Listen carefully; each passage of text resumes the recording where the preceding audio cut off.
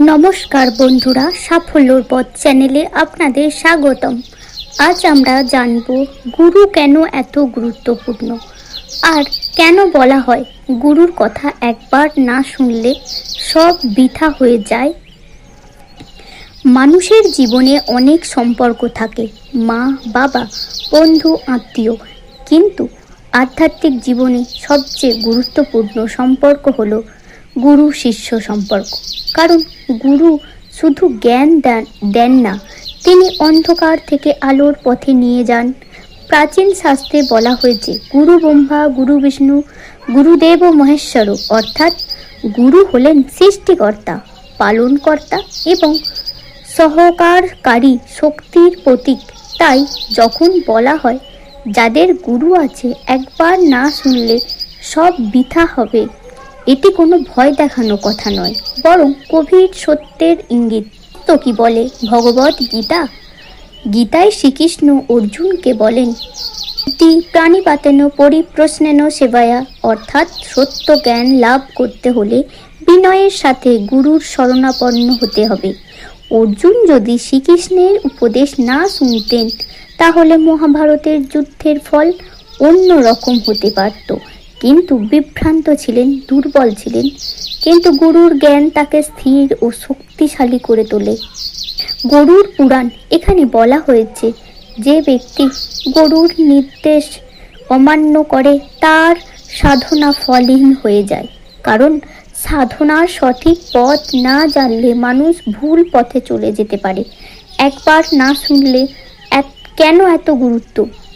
এখানে একবার শব্দটি শুধু তাৎপর্যপূর্ণ, এর মানে জীবনে অন্তত একবার সত্য জ্ঞান গ্রহণ করা দরকার। একবার মন খুলে গুরুর উপদেশ শুনলে মানুষের দৃষ্টিভঙ্গি বদলে যেতে পারে। অনেকেই গুরু গ্রহণ করেন, দীক্ষা নেন, কিন্তু পরে ব্যস্ততা, অহংকার, অলসতার কারণে গুরুর কথা অনুসরণ করেন না। তখন দীক্ষা নেওয়া শুধু একটি আনুষ্ঠানিকতা হয়ে যায়। গুরু আমাদের পথ দেখান, কিন্তু হাঁটতে হবে আমাদেরই। শুধু নামমাত্র গুরু থাকলে লাভ নেই, তার নির্দেশ অনুসরণ করাই আসল। গুরুর গুরুত্ব জীবনে কিভাবে কাজ করে? দিশা দেন, জীবনের কঠিন সময়ে সঠিক সিদ্ধান্ত নিতে সাহায্য করেন, ভুল সংশোধন করেন, আমাদের দুর্বলতা ও অহংকার ভেঙে দেন, আত্মজ্ঞান জাগিয়ে তোলেন। আমরা কে, কেন এসেছি, এই প্রশ্নের উত্তর দেন। আধ্যাত্মিক শক্তি দেন, মন্ত্র, উপদেশ ও আশীর্বাদের মাধ্যমে মনকে স্থির করেন। গুরুর কথা না শুনলে কি হয়? যখন শিষ্য গুরুর কথা উপেক্ষা করে, সাধনায় অগ্রগতি থেমে যায়, মন বিভ্রান্ত হয়, সিদ্ধান্তে ভুল হয়, অহংকার বাড়ে। শাস্ত্রে বলা হয়েছে অহংকারী পতনের মূল কারণ।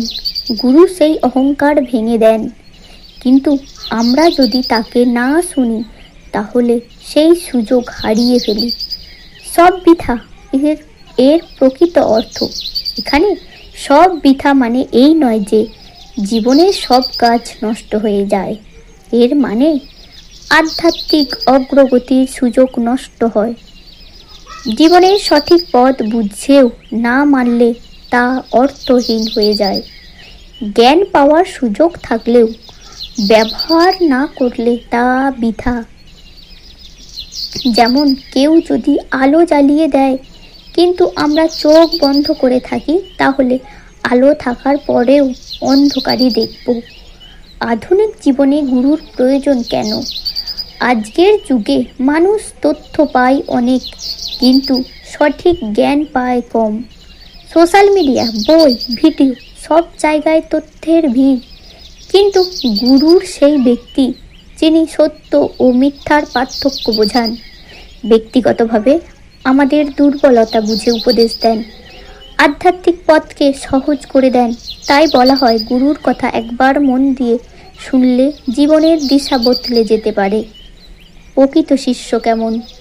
একজন প্রকৃত শিষ্য বিনয়ী, প্রশ্ন করে কিন্তু তর্ক করে না, উপদেশ শুনে তার জীবনে প্রয়োগ করে, গুরুকে সম্মান করে, শুধু শিক্ষা নেওয়া নয়, দীক্ষাকে জীবনে কার্যকর করা জরুরি। যাদের গুরু আছে, একবার না শুনলে সব বৃথা হবে। এই কথার মূল শিক্ষা হলো, গুরুর উপস্থিতি জীবনে বড় আশীর্বাদ, কিন্তু সেই আশীর্বাদকে গ্রহণ না করলে তার ফল পাওয়া যায় না। গুরু আমাদের জন্য দরজা খুলে দেন, কিন্তু সেই দরজা দিয়ে হাঁটতে হবে আমাদেরই। তাই যদি আপনার জীবনে সত্যিকারের গুরু থাকেন, তার উপদেশকে সম্মান করুন, মন খুলে অন্তত একবার শুনুন, হয়তো সেই একবারই আপনার জীবনে বদলে দিতে পারে। মনে রাখবেন, গুরু আমাদের জন্য দরজা খুলে দেন, কিন্তু সেই দরজা দিয়ে হাঁটতে হবে আমাদেরই। যদি আপনার জীবনে সত্যিকারের গুরু থাকেন, তার উপদেশ অন্তত একবার মন দিয়ে শুনুন, হয়তো সেই একবারই আপনার ভাগ্য বদলে দিতে পারে। আপনার জীবনে কি গুরু আছেন? আপনি কি তার কথা মন দিয়ে শোনেন? কমেন্টে জয় গুরুদেব লিখে জানান। ভিডিওটি ভালো লাগলে লাইক, শেয়ার ও সাফল্যর পথ চ্যানেলটি সাবস্ক্রাইব করতে ভুলবেন না। আধ্যাত্মিক জ্ঞান পেতে আমাদের সাথে থাকুন।